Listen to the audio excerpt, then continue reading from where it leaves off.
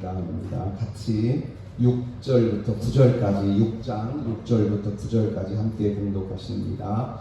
내가 무엇을 가지고 여호와 앞에 나아가며 높으신 하나님께 경배할까? 내가 번제물을 1년 된 송 가지고 그 앞에 나아갈까? 여호와께서 천천의 순양이나 만만의 강수 같은 기름을 기뻐하실까?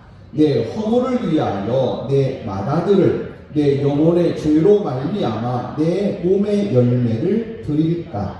사람아, 주께서 선한 것이 무엇임을 네게 보이셨나니 여호와께서 네게 구하시는 것은 오직 정의를 행하며 인자를 사랑하며 겸손하게 네 하나님과 함께 행하는 것이 아니냐. 여호와께서 성읍을 향하여 외쳐 부르시나니 지혜는 주의 이름을 경외함이라. 너희는 내가 예비되었나니 그것을 정하신 이가 누구인지 들을지니라. 아멘. 오늘은 미가서를 함께 나누면서 은혜 받고자 합니다. 성경 공부하기 같이 읽어가시겠습니다. 성경 공부하기 신구약 성경 목록 성경 시대 구분 사사들의 이름 유다 왕들의 이름 신구약 중간 세계사 성경 목록 우리 같이 찬양하겠습니다. 우리 구약 신약 성경 목록 찬송 한번 부르겠습니다.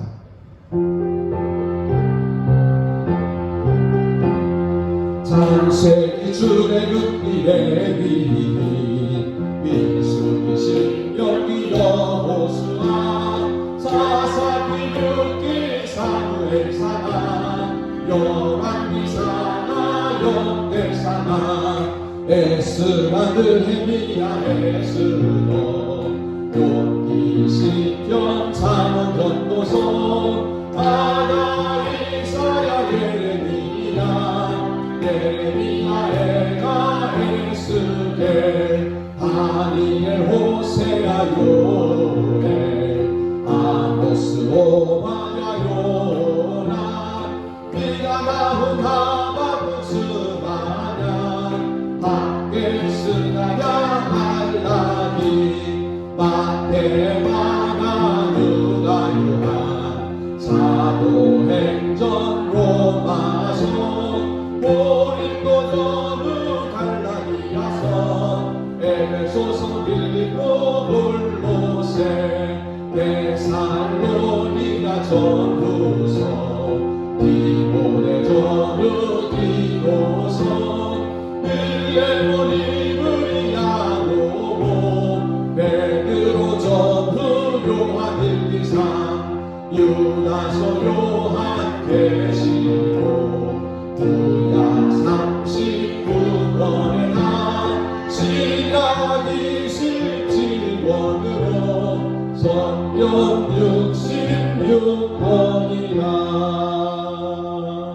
아멘. 성경 시대 구분입니다. 창조시대, 족장시대, 출애굽 광야시대, 정복시대, 사사시대, 통일왕국시대, 분열왕국시대, 포로시대, 포로 귀환시대, 중간시대, 복음시대, 교회시대, 창조시대, 창세기 1장에서 11장까지 천지창조에서부터 아브라함의 아버지 데라까지의 시대를 창조시대라 합니다. 족장시대는 아브라함, 이삭, 야곱, 요셉의 시대, 창세기 12장에서 50장, 그리고 욥기가 족장시대에 해당됩니다. 사사시대, 온니엘부터 사무엘까지 약 340년이 사사시대입니다. 사사들이 12분 있지요. 온니엘, 에봇, 삼갈, 드보라, 기드온, 돌라, 야일, 입다, 입산, 엘론, 압돈, 삼손. 통일왕국입니다. 삼손 이제 시대가 끝나고 사무엘 선지자를 통해서 왕이 세워집니다. 첫 번째는 사울왕, 다윗왕, 솔로몬 왕이 통일왕국이고요. 솔로몬 왕이 죽고 나서 나라가 둘로 나눠지고 북쪽은 북쪽은 이스라엘, 남쪽은 유다 이렇게 두 나라로 나눠지게 됩니다. 북이스라엘 왕들입니다. 여로보암, 나답, 바사, 엘라, 시므리, 오므리, 아합, 아하시야, 여호람, 예후, 여호아하스, 요아스, 여로보암 2세, 스가랴, 살룸, 무나헴, 부가히야, 베가, 호세야. 이렇게 해서 주전 722년 아수르에게 멸망했습니다. 오늘 우리가 읽는 미가서는 베가, 호세야 이 끝부분에 해당됩니다. 끝부분에 해당되고 남쪽은 이때가 히스기야 왕, 또 아하스 왕, 그러니까 히스기야 왕과 히스기야의 아버지 왕 때에 그때가 해당이 됩니다. 북쪽은 말기이고요, 남쪽은 이제 중후반기에 해당됩니다. 남유다 왕들입니다. 르호보암, 아비양, 아사, 여호사밧, 여호람, 아하시야, 아달랴, 요아스, 아마샤, 우시야, 요담, 아하스, 히스기야, 므낫세, 아몬, 요시야, 여호아하스, 여호야킨, 시드기야. 주전 586년에 바벨론에게 멸망했습니다. 오늘 우리가 읽을 미가 선지자는 아하스, 히스기야, 요담, 아하스, 히스기야 이 시대입니다. 이때 북쪽이 멸망했습니다. 북쪽은 이때 멸망했고요, 남쪽은 위기를 넘깁니다. 북쪽은 위기를 못 넘겼고 남쪽은 위기를 넘겼어요. 이 미가서에 또 어떻게 해서 위기를 넘겼는가 예레미야 선지자를 통해서 우리가 잠시 살펴볼 수 있습니다. 그리고 나서 바벨론으로 포로로 끌려갑니다. 3번 끌려가지요. 1차 포로는 주전 605년 다니엘과 귀족들이 끌려가고요, 2차 포로는 주전 597년 에스겔 선지자와 여호야킨 왕, 여호야킨은 여호야김의 아들이에요. 여호야킨이 끌려갑니다. 3차 포로는 주전 586년 시드기야 왕, 마지막 왕이 끌려가고 수많은 백성들이 끌려가면서 예루살렘이 완전히 멸망합니다. 그리고 70년 후에 다시 회복이 되는데 3차로 회복이 됩니다. 1차 귀환은 주전 536년 스룹바벨과 예수아가 중심이 되어서 돌아왔어요. 주전 605년에 1차 포로가 있었어요. 그래서 70년 후니까 주전 536년이 되는 거예요. 70년 후에 회복된다고 예레미야 25장에서 말씀하셨는데 실제로 70년 후부터 이제 돌아오기 시작합니다. 2차 귀환은 주전 458년 에스라 선지자가 중심이 되었고요. 3차 귀환은 주전 444년 느헤미야 선지자가 중심이 되어서 이제 예루살렘으로 돌아오게 됩니다. 이때를 신구약 중간 시대라고 표현을 합니다. 바벨론, 페르시아, 헬라, 로마 이런 나라들이 이제 일어났다 무너지고 일어났다 무너지고 엄청난 국가들이에요. 요즘으로 말하면 대국들입니다. 엄청난 제국들이 일어났다 400년 동안 일어났다 무너지고 일어났다 무너지고 일어났다 무너지고. 큰 나라 1000년 못 가요. 미국 몇 년 갈 것 같아요? 중국은 몇 년 갈까요? 힘 있는 나라가 몇 년 갈까요? 러시아 몇 년 갈까요? 소련이라고 했잖아요. 전에는 소련이라고 했었는데 92년도지요. 그 고르바초프의 개혁운동, 페레스트로이카가 일어나고 나서 각 나라가 독립하게 되고 그러면서 소련이 연방이 깨지고 러시아로 한 나라가 세워지고 나머지 국가들이 10몇 개의 나라가 독립했어요. 우크라이나도 그 중에 한 나라예요. 그러면서 이렇게 나라들이 세워졌다 무너지고 세워졌다 무너져요. 그 속에서 세상 나라는 다 망하고 세워지고 변화되지만 하나님은 계속해서 하나님의 선하신 뜻을 지금도 그때도 지금도 이루어가고 계신 줄로 믿습니다. 이때 헬라 시대를 거쳐서 로마 시대에 이르러서 로마가 이제 예루살렘까지 다 식민지 통치를 하고 있을 때에 예수님께서 베들레헴에 태어나셨습니다.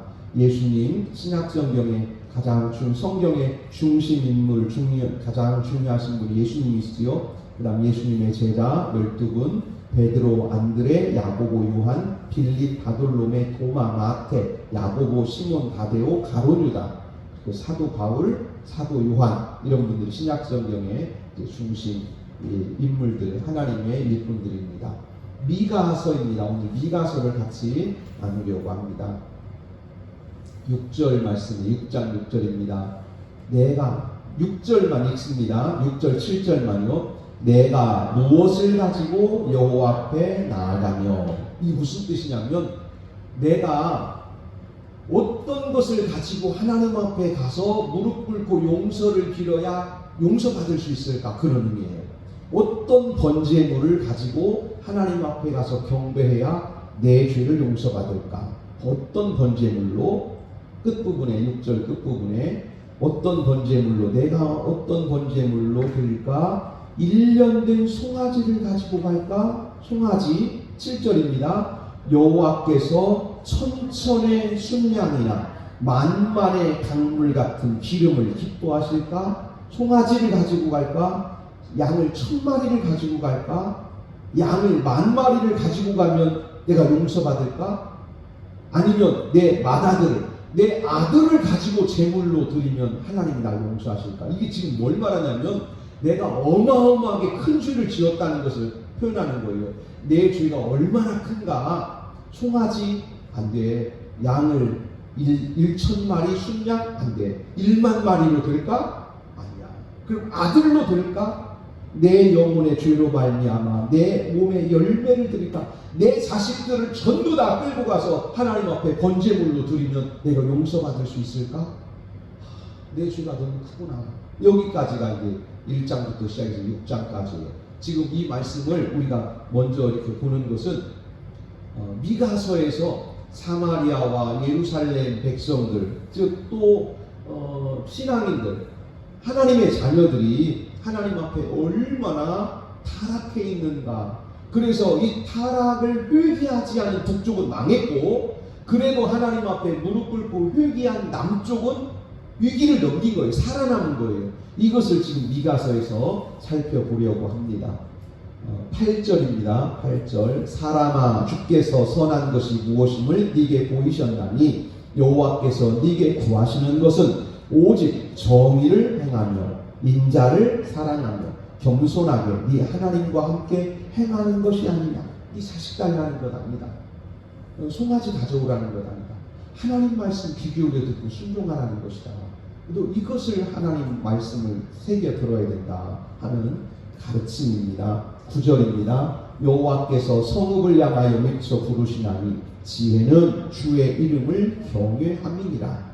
너희는 내가 예비되었나니 그것을 정하시니가 누구인지 들을지니라. 아멘.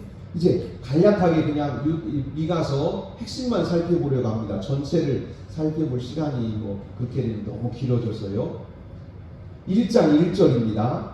1장 1절, 미가 1장 1절 같이 읽습니다. 유다 왕들 요담과 아하스와 히스기야 시대에 모레셋 사람 미가에게 임한 여호와의 말씀, 곧 사마리아와 예루살렘에 관한 묵시라. 아멘. 요담, 아하스, 히스기야 시대에. 여러분, 우리가 이렇게 글을 쓰잖아요. 무슨 글이든지. 제가 여기다가 이 주보예요. 근데 글을 이렇게 씁니다. 여기도 글을 써요. 만약에 이 글을 다 썼는데 여기 날짜가 없다고 생각을 해보세요. 다 잘 썼어요. 근데 날짜가 없어요. 그러면 이것을 보면 지금은 이거 지난주 거네 이렇게 우리 알 수 있어요. 왜냐면 지난주에 거니까. 그런데 2주만 지나면요, 언제 거지? 3주만 지나면 그게 그거 같고 그게 그거, 이거 언제 거야? 이건 우리가, 이건 지혜입니다. 지혜. 또 다 연세 드시면 생각이 잘 안 나요. 적어놔도 생각이 잘 안 나요.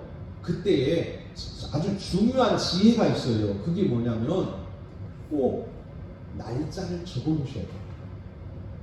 메모를 하셔도 꼭 날짜를 적어야 돼요. 가능하면 몇 시, 어디, 이렇게 장소를 적는 거예요. 원래 회의록이라는 게 기본이 뭐냐면 날짜와 시간, 장소, 사람, 이것을 적는 것이 회의록의 기본이잖아요.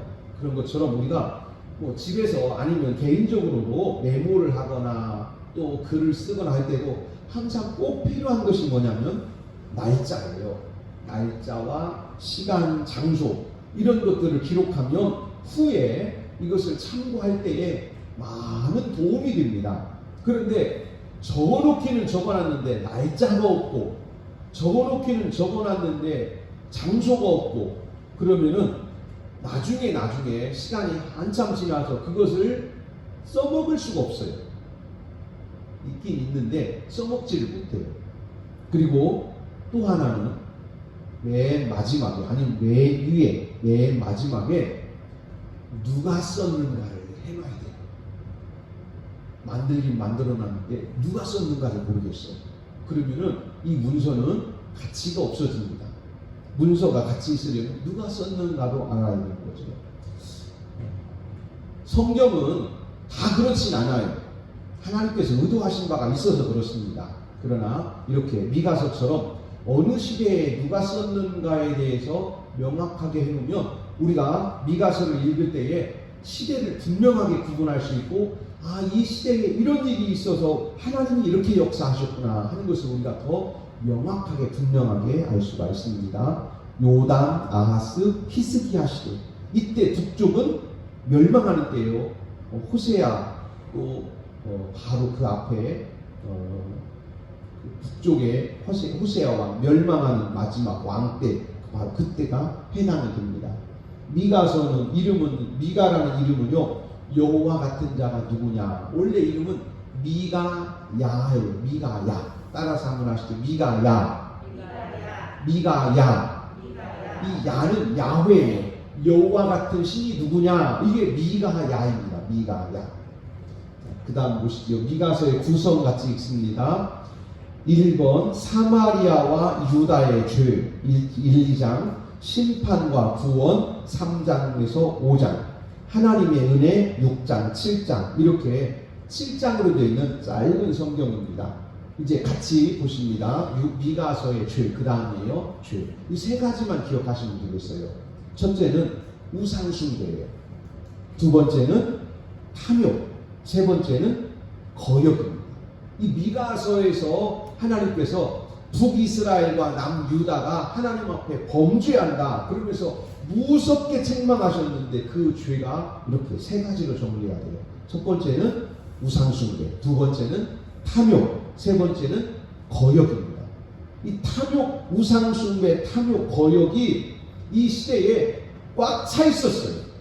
꽉 차 있었어요. 그래서 미가서 읽어보시면 아침에 일어나면요, 돈 있는 사람이 아침에 일어나요. 뭐 했냐 그랬더니 어제 저녁에 내가 말이야 생각을 해보니까 아무개네 집을 내가 사야겠어. 그리고 그 집을 사.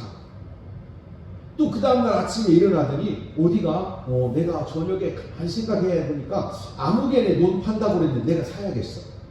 그래서 가진 사람들이 전부 다 집을 사고 집을 사고 집을 사고 다 집을 사고 다녀요. 없는 사람들은 집을 팔고 땅을 팔고 과수원을 팔고 밭을 팔고, 더 이상 팔을 게 없어서 자식을 팔고, 더 이상 팔을 게 없어서 자기 몸을 팔고 노비가 돼요. 그래서 가진 사람들은 집을 사고 그 집 밭을 사고 과수원을 사고 짐승을 사고, 그리고 더 살 게 없으니까 사람을 사버려요. 그 집 자식을 사버려요. 종으로. 이것이 세상에 꽉 차 있던 시대예요. 그 시대가 바로 이때입니다. 이런 죄가 어디에서 나왔습니까? 그 죄의 뿌리가 여기에요. 우상숭배와 탐욕과 거역입니다. 같이 한번 읽습니다. 우상숭배, 탐욕, 거역. 세 가지 죄예요. 우상숭배, 탐욕, 거역. 이 세 가지는 다른 것 같지만 뿌리가 같아요. 욕심이 우상숭배고요, 욕심을 부리기 시작하면 하나님 말씀을 거역합니다. 왜냐하면 하나님은 그렇게 살라고 가르치시질 않아요. 하나님은 우리에게 남의 것을 어떻게 하지 말라고요? 우리가 십계명에서 계속은 남의 것을 탐내지 마라, 내 이웃의 것을 탐내지 마라, 끊임없이 우리에게 말씀하시는 게, 그 탐욕이 끊임없이 일어나서 우상숭배예요. 즉 하나님을 섬기는 것이 아니라 세상의 물건들, 세상의 물질들의 마음을 두게 되고, 이것이 계속해서 자기 인생을 사로잡아 끌고 갈 때에 결국 하나님 말씀을 거역하게 됩니다. 이 세 가지를 기억하셔야 돼요. 미가서에서 우상숭배, 탐욕, 거역입니다. 같이 읽겠습니다. 1장 5절입니다. 이는 다 야곱의 허물로 말미암음이요 이스라엘 족속의 죄로 말미암음이라. 야곱의 허물이 무엇이냐? 사마리아가 아니냐? 유다의 산당이 무엇이냐? 예루살렘이 아니냐? 그들이 침상에서 죄를 꾀하며 악을 꾸미고 날이 밝으면 손에 힘이 있으므로 그것을 행하는 자는 화 있을진저. 밭을 탐하여 빼앗고 집들을 탐하여 차지하니 그들이 남자와 그의 집과 그 사람과 그의 산업을 강탈하도다. 그들이 말하기를 너희는 예언하지 말라. 이것은 예언할 것이 아니거늘 욕하는 말을 그치지 아니한다 하는도다. 이르기 사람이 만일 허망하게 행하며 거짓말로 이르기를 내가 포도주와 독주에 대하여 네게 예언하리라 할 것 같으면 그 사람이 이 백성의 선지자가 되리로라. 아멘. 1절부터 2절까지 개략적인 내용이에요. 이게 뭐냐면 사람들이 탐욕이 가득 차서 하나님 앞에 예배드리러 와서 하나님 앞에 기도하고 하나님 앞에 지혜를 구해요. 그런데 하나님 앞에 와가지고 이렇게 기도해요. 하나님, 이쪽 땅이 가격이 빨리 오를까요? 이쪽 땅을 사야 부자가 될까요? 이러면서 하나님께 기도해요. 그리고 선지자에게 와서 물어봅니다.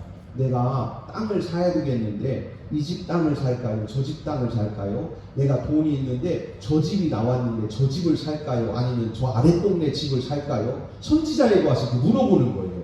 그러면 선지자가 그런 탐욕을 부리지 마시오. 교만하지 마시오. 남의 것에 대해서 그렇게 욕심부리면서 남을 억압하지 마시오. 그러면서 당신의 욕심을 절제하시오. 당신의 탐욕을 끊으시오. 이렇게 가르치면 그 사람들이 뭐냐면 그건 선지자가 이래. 그리고는 선지자를 거역해요. 이 뒤에 또 나옵니다. 선지자를 거역하고 심지어는 죽입니다. 그리고 막 이렇게 얘기해요. 12장 11절에 사람이 만일 험악하게 행하며 거짓말로 이르기를. 이제 선지자가 알았어요. 이 백성들은 하나님 말씀 가르치면 안 들어. 헌신하라고, 희생하라고, 절제하라고 이런 거 가르치면 말 안 듣고 부자 되라고, 잘 먹고 잘 살라고, 복 받으라고 이러면 좋아하니까 에라 모르겠다. 나도 뭐 그냥 복이나 받아라. 맨날 난 복 받으라고만 해야지. 그러면서 선지자가 이제 스스로 타락하는 거예요. 허망하게 행하며 거짓말로 이르기를. 선지자가 이렇게 하는 겁니다. 포도주와 독주에 대하여 네게 예언하리라. 그러면서 어떻게 하면 세상을 잘 살 수 있는가? 어떻게 하면 세상에서 구할 수 있는가? 어떻게 하면 세상에서 사람들에게 인정받을 수 있는가? 어떻게 하면 세상 권력을 누릴 수 있는가? 이런 것들에 대해서 선지자가 예언하면 백성들이 말하기를 야, 그 선지자 대단해. 야, 그 선지자 대단해. 아무개 대통령 만들었대. 야, 아무개 그 선지자 대단해. 뭐 우리가 예수 믿는 우리가 대통령 만드는 게 우리 사명입니까? 성경에 그렇게 기록되어 있어요? 우리는 뭐하라고 기록되어 있나요? 그래서 지금 선지자들이 계속해서 타락해가고 있고 백성들은 끊임없이 이것을 부추기고 있습니다. 바로 이런 시대가 미가의 시대입니다. 예레미야 26장입니다. 예레미야 선지자가 이 말씀을 훗날 후에 이때 미가 선지자 시대를 이렇게 말씀하고 있습니다. 같이 읽습니다. 예레미야 26장이요. 내가 너희에게 나의 종 선지자들을 꾸준히 보내 그들의 말을 순종하라고 하였으나 너희는 순종하지 아니하였느니라. 유다 왕 히스기야 시대에 미가 선지자입니다. 모레셋 사람 미가가 선지자지요. 유다의 모든 백성에게 예언하여 이르되 만군의 여호와께서 이같이 말씀하셨느니라. 시온은 밭같이 경작될 것이며 예루살렘은 돌무더기가 되며 이 성전의 산은 산당의 숲과 같이 되리라 하였으나 즉 망할 것이다. 이렇게 살면 너희 망한다. 그랬더니 19절입니다. 유다 왕 히스기야와 모든 유다가 그를 죽였느냐? 선지자 미가를 돌로 저런 엉터리 같은 선지자 죽였느냐? 아니라 히스기야가 여호와를 두려워하여 여호와께 간구하며 이래서 산 거예요. 아수르가 쳐들어왔어요. 하나님께서 이스라엘 유다에게 말씀하십니다. 너희가 이 우상숭배와 탐욕과 또 하나님 말씀을 거역하는 이 죄를 회개하지 않으면 내가 지금 아수르를 북에서부터 끌고 왔는데 끌고 온 이 아수르 군대를 예루살렘으로 밀어붙여서 예루살렘을 불질러 버리겠다. 너희가 회개하면 내가 이 백성, 이 군사를 돌려보낼 것이다. 그랬더니 히스기야 왕이 미가 선지자의 이 책망을 듣고 왕뿐만 아니라 모든 백성들이 회개했습니다. 여호와께서 그들에게 선언한 재앙에 대하여 뜻을 돌이키지 아니하셨느냐? 우리가 이같이 하면 우리의 생명을 스스로 심히 해롭게 하는 것이 아니냐. 즉 우상숭배를 계속하고 탐욕을 계속 부리고 하나님 말씀을 계속 거역한다면 우리는 망한다. 그러나 히스기야 왕 때를 봐라. 선지자가 책망했더니 듣고 회개하지 않았느냐? 회개했더니 하나님이 살려주셨다. 지금이 바로 또 회개할 기회다. 이것을 바로 예레미야 선지자가 여호야킨 또 시드기야 왕 때에 하나님 말씀을 외친 것입니다. 또 선지자 한 명을 이야기합니다. 26장 20절입니다. 또 여호와의 이름으로 예언한 사람이 있었는데 곧 기럇여아림 스마야의 아들 우리야라. 이분도 선지자입니다. 그가 예레미야의 모든 말과 같이 이 성과 이 땅에 경고하여 예언하매 여호야킨 왕과 그의 모든 용사와 모든 고관이 그의 말을 듣고서 왕이 그를 죽이려 하며 히스기야 왕은요 믿음 있는 사람이라 선지자의 책망을 듣고 백성들과 함께 회개했어요. 그런데 여호야킨의 아버지예요. 여호야킨은 죽여버려라. 그 선지자 잡아다가 죽여라. 그랬어요. 그랬더니 이 우리야가 그 말을 듣고 두려워 애굽으로 도망간지라. 애굽으로 도망갔어요. 왜냐하면 왕이 자기를 죽이려고 하니까. 선지자가 도망갔어요. 그러면 도망갔다 이렇게 끝내야 되는데 그것도 아니에요. 또 읽겠습니다. 22절 시작. 여호야킨 왕이 사람을 애국으로 보내되 곧 악볼의 아들 엘라단과 몇 사람을 함께 애국으로 보냈더니 그들이 우리야를 애국에서 연행하여 엘리야kim 왕에게로 그를 데려오매 왕이 칼로 그를 죽이고 그의 시체를 평민의 묘지에 던지게 하니라. 아멘. 이게 악한 자의 모습이에요. 지금 이 두 가지 모습이 있어요. 하나님의 선지자가 죄를 범하는 백성들에게 똑같이 예언을 합니다. 미가 선지자는 히스기야 시대에 했고 지금 우리야 선지자는 여호야kim 시대에 했어요. 그런데 히스기야 시대에는 히스기야 왕이 선지자의 책망을 듣고 모든 백성과 함께 통곡하면서 회개했더니 하나님께서 쳐들어왔던 아수르 군대 12만 명, 20만 명이 넘는 이 군대를 다시 다시 본토로 돌려보내셨어요. 죽이고 쫓겨나게 하셨습니다. 그러나 엘리야kim 왕은 어떻게 했냐면 선지자를 죽였어요. 그것도 무서워서 도망친 선지자를 애국까지 사람을 보내서 남의 나라까지 쫓아가서 잡아다가 죽인 거예요. 지금 예레미야 선지자가 예레미야서에서 말씀하시는 거예요. 어떻게 해야 되겠느냐? 너희는 오늘날 어떻게 해야 되겠느냐? 이 두 가지 대응이 있었는데 너희는 오늘날 어떻게 하겠느냐 하는 것입니다. 미가 4장 2절입니다. 곧 많은 이방 사람들이 가며 이르기를 오라 우리가 여호와의 산에 올라가서 야곱의 하나님의 전에 이르자. 그가 그의 도를 가지고 우리에게 가르치실 것이니라. 우리가 그의 길로 행하리라 하리니 이는 율법이 시온에서부터 나올 것이요 여호와의 말씀이 예루살렘에서부터 나올 것이니라. 아멘. 우리 예루살렘으로 성전에 올라가서 하나님이 우리에게 뭐라고 말씀하시는지 한번 귀 기울여 들어보자. 그리고 우리 죽는 길로 가지 말고 사는 길을 찾자. 예루살렘으로 가자. 성전으로 가자. 하나님 앞에 나가자. 무릎 꿇고 그분이 하시는 말씀을 듣고 생명의 길을 찾자. 지금 이 말씀이 미가 4장 2절입니다. 지금 이 미가서가 어디로 가냐면 사도행전으로 갈 거예요. 누가복음과 사도행전 예수님께서 주신 사명으로 갈 것입니다. 미가서 5장 2절입니다. 베들레 에브라다야 너는 유다 족속 중에 작을지라도 이스라엘 다스릴 자가 내게로 나올 것이라. 그의 근본은 상고에 영원에 있느니라. 너희가 예루살렘으로 올라가면 이런 분을 만날 것이다. 구원을 만날 것이다. 하나님께로 가면 너희는 구원을 만날 것이다. 하나님 앞에 무릎 꿇으면 너희는 거기서 구원의 길을 만날 것이다. 6장입니다. 우리가 읽었던 6장 6절부터 읽습니다. 내가 무엇을 가지고 여호와 앞에 나아가며 높으신 하나님께 경배할까? 아까 4장 2절에서는 어디로 가자고 그랬어요? 시온으로 가자, 예루살렘으로 가자, 여호와의 전으로 가자. 그런데 가긴 가는데 어떻게 가지? 우리가 이렇게 큰 죄를 지었는데 우리가 뭘 가지고 가서 용서를 빌어야 돼? 그겁니다. 내가 무엇을 가지고 여호와 앞에 나아가며 높으신 하나님께 경배할까? 내가 번제물을 가지고 가야 되는데 1년 송아지를 가지고 그 앞에 나갈까? 여호와께서 천천의 순양이나 만만의 강물 같은 기름을 기뻐하실까? 내 허물을 위하여 내 아다들을 하나님께 드릴까? 내 영혼의 죄의 대속 제물로 우리 자식들을 다 끌고 가서 제물로 번제물로 드리면 용서받을 수 있을까?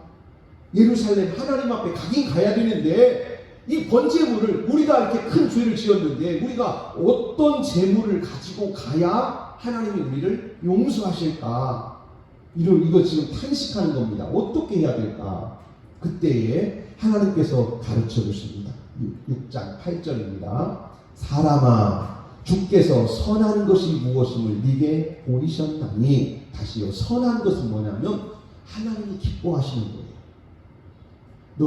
내가 무엇을 가지고 가야 하나님께서 내 기도를 기쁘게 받으실까? 내가 어떤 번제물로, 내가 어떤 속죄제물을 하나님 앞에 드리고 용서해달라고 빌어야, 내가 어떤 제물을 드려야 하나님이 기쁘게 받으시고 나를 용서하실까? 하나님이 가르쳐 주셨어요. 여호와께서 네게 구하시는 것은 오직 정의를 행하며 인자를 사랑하며 겸손하게 네 하나님과 함께 행하는 것이 아니냐. 하나님이 너에게 송아지 가져오라고 하지 않으시고 순양을 10,000마리 1,000마리 가져오라고 하지 않으시고 네 자식의 피로 용서받으라고 하지 않으시고 오직 하나님이 원하시는 것은 하나님이 명하신 말씀들을 네 마음에 새기고 순종해라. 이것을 원하십니다. 오직 정의, 그리고 인자는 사랑입니다. 정의는 남을 괴롭히지 않는 거예요. 남에게 빼앗지 않는 거예요. 내가 지금 우리 일용할 양식을 주시고 우리 주기도문 할 때 날마다 우리에게 일용할 양식을 주시고 할 때 그 일용할 양식이 뭐냐면 내 손에 빵을 달라는 거예요. 내 손에 빵.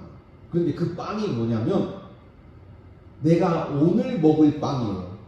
그러니까 이것을 빵을 주셔서 내가 이것을 창고에다 잔뜩 싸놓고 실컷 먹을 수 있는 빵을 주세요. 이렇게 하는 것이 아니고 오늘 먹을 빵을 내 손에 주세요. 오늘 먹을 빵. 내일 빵은 어떻게 할래? 내일 또 주시면 되지요. 우리가 하나님을 신뢰한다는 게 그거예요. 하나님 오늘 먹을 빵을 주세요. 내일은 어떻게 할 거야? 내일은 하나님 또 주시면 되잖아요. 그러니까 오늘 거 주세요. 오늘 걸 주세요. 그럼 어떻게 할래? 예, 오늘 것을 제 손에 주시면 제가 이것을 둘로 나누어서 이웃과 함께 먹겠습니다. 이것이 일용할 양식이에요. 그 일용할 양식에 대해서 일용할 양식이 탐욕으로 쌓이는 것이 정의가 깨지는 거예요. 정의라고 하는 것은 옳고 그름의 문제가 아니고 사랑의 문제입니다. 결국 정의가 깨지면 탐욕이 생기는 거예요. 그래서 내가 사람들이 이렇게 있어요. 내가 저 사람 집을 샀는데 나 정당하게 값 주고 샀어요. 나 정당하게 값 주고 나 그 땅 산 거예요. 그러니까 이건 정의지요. 그런데 하나님이 원하시는 정의는 아니에요. 세상 법이 말하는 정의는 될 수 있어요. 그러나 하나님이 원하시는 정의는 아닙니다. 우리는 세상 법 따라 살아가자고 주님 앞에 서는 게 아니고 하나님의 법을 따라 살자는 거예요. 정의를 행하며 인자를 사랑하며 할 때 이 인자는 긍휼히 여기는 거예요. 남을 불쌍히 여기는 것. 남을 불쌍히 여기는 것을 사랑한다는 말은 즐긴다는 거예요. 남에게 베풀기를 즐기는 거예요. 따라서 하시죠. 나누기를 즐겨합시다. 그럼 하나님 기뻐하세요. 내가 나누기를 즐기면 하나님이 기뻐하십니다. 또 여기서 인자를 사랑하며 할 때 이 사랑한다는 말은 즐긴다는 겁니다. 남을 불쌍히 여기는 것을 즐거워하고 남에게 베푸는 것을 즐거워하고 남을 돕는 것을 기뻐하는 것, 바로 그 마음이고요. 겸손하게 이런 것을 행하고 나서도 내가 뭐 야 이 정도 해 이게 아니고 그러면서도 나는 하나님의 사람이라 내가 할 것을 했을 뿐입니다. 나는 부족한 사람입니다 하면서 정의를 행하고 인자를 사랑하면서도 이웃을 사랑하면서도 이웃을 위해서 나누면서도 겸손한 거예요. 내가 무엇을 했다고 내놓는 것이 아니라 이것이 바로 하나님 우리에게 원하시는 것입니다. 이 내용이 이것이 무엇입니까? 이 모습이 바로 하나님 우리에게 아들을 주신 사건입니다. 그 다음 같이 한번 보시겠습니다.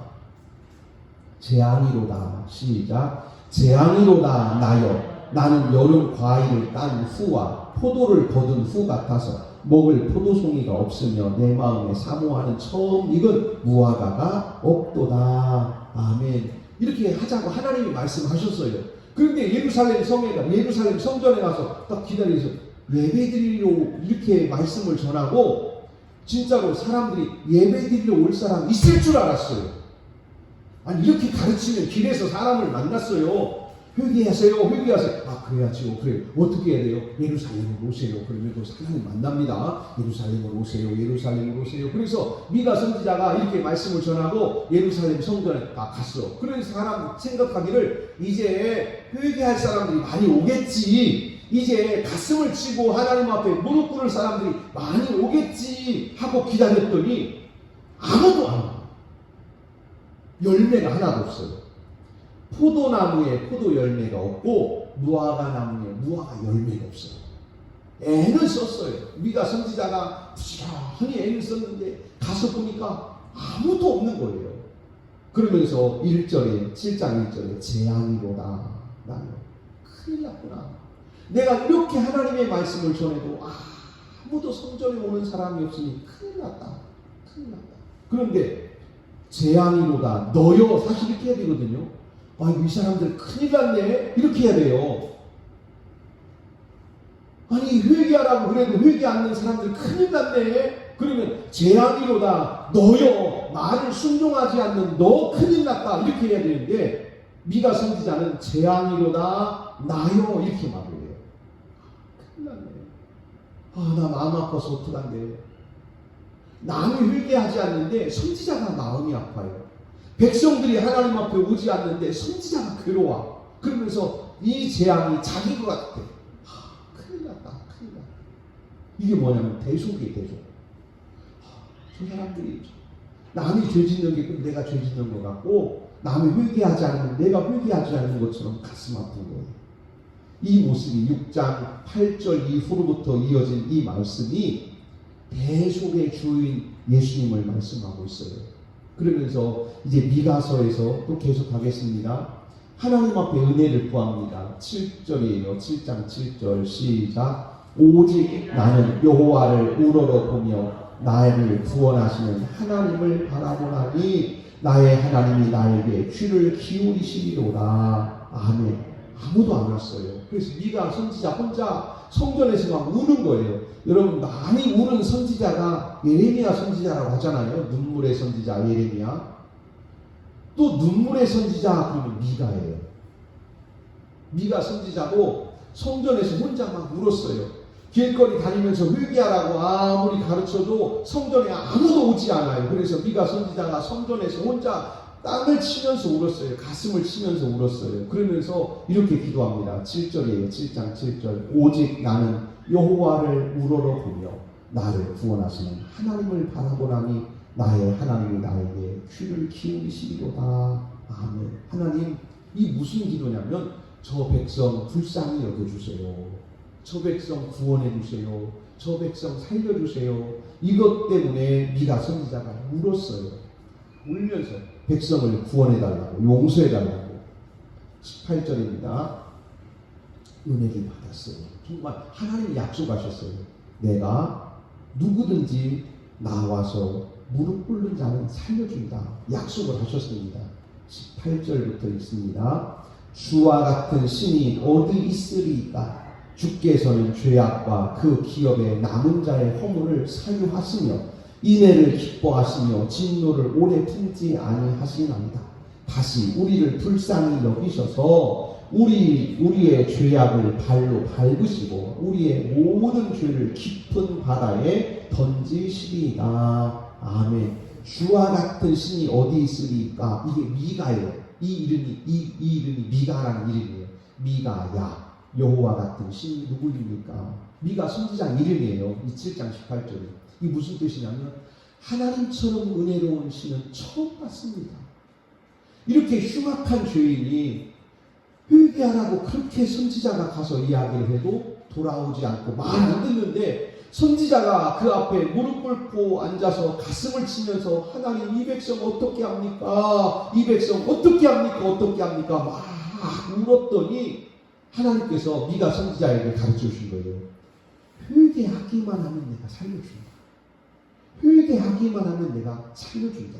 그때 미가 선지자가 이렇게 말합니다. 주님같이 은혜로운 하나님 감사합니다. 세상에 이렇게 은혜로우신 하나님이 계셔서 너무너무 감사합니다. 주와 같은 신이 어디 있으리까? 주님처럼 은혜로운 하나님 너무 감사합니다. 세상에 이렇게 은혜로우신 신이 어디 있겠습니까? 하나님밖에 없습니다. 하는 것입니다. 다시 우리를 불쌍히 여기셔서 우리의 죄악을 발로 밟으시고 우리의 모든 죄를 깊은 바다에 던지시리다. 사유하신다. 죄를 용서하신다. 그런 의미예요. 20절입니다. 지금 미가서 맨 끝절입니다. 주께서 옛적에 우리 조상들에게 맹세하신 대로 야곱에게 성실을 베푸시며 아브라함에게 인애를 더하시리이다. 아멘. 하나님 옛날에 아브라함에게도 그렇게 은혜 베푸시더니 우리 조상 다윗에게도 그렇게 은혜 베푸시더니 아브라함은 그래도 순종이라도 했고 다윗은 그래도 하나님 앞에 무릎 꿇기라도 잘했는데 이 백성들은 완악한 백성이라 아무리 말해도 듣지도 않고 오히려 선지자들을 패고 돌로 치고 심지어 잡아다 죽이고 이런 완악한 백성들인데도 그래도 선지자가 무릎 꿇고 빌었더니 누구든지 그래도 회개하기만 하면 내가 용서한다 약속하셨더니 너무 감사합니다. 정말 감사합니다 하는 그 감사의 고백이에요.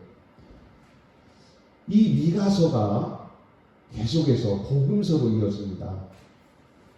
누가복음 24장입니다. 같이 읽겠습니다.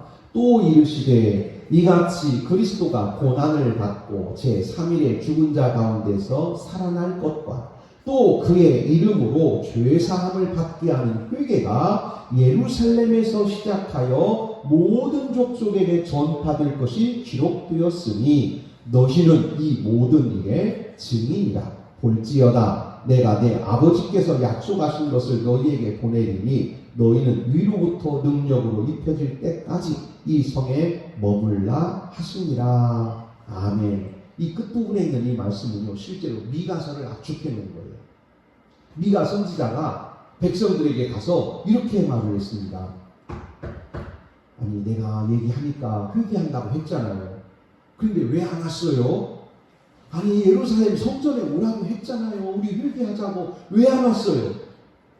아 나 바빠서 나 일이 있어서 못 왔어. 어쩌어 저쩌어 이런데 그래 뭐 나는 이제 끝났어. 나는 이제 방법이 없어. 아니에요. 그렇지 않습니다. 이제라도 회개하기만 하면 용서하신다고 하나님 약속하셨습니다.